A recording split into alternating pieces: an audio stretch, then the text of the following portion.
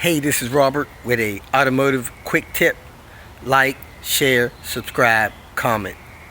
Thanks for watching. I often get messages with people saying, hey, my car won't start. What's wrong?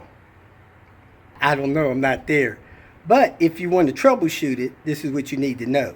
If you have a combustion engine vehicle, that's a vehicle that you're taking to the gas station to put gas in.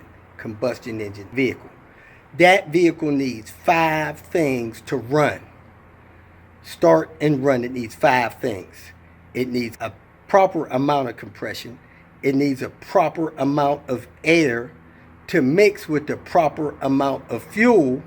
It needs spark to cause the fuel to explode. And it needs timing, which is the synchronization of the engine.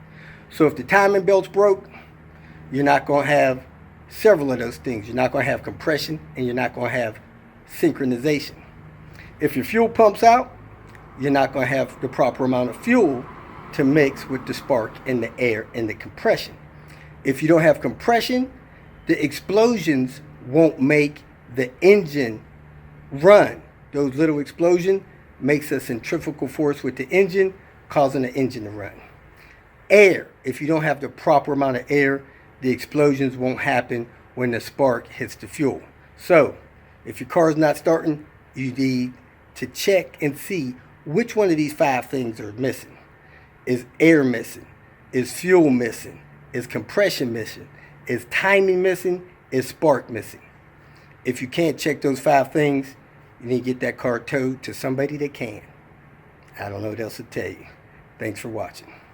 If you feel that this information was useful, please like it and share it with your social media friends. You can subscribe to my channel so that you will get notifications of future videos that I post.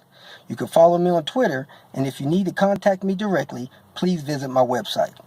And if you have any questions, leave them below, and someone or myself will reply to them. Again, thank you very much for watching.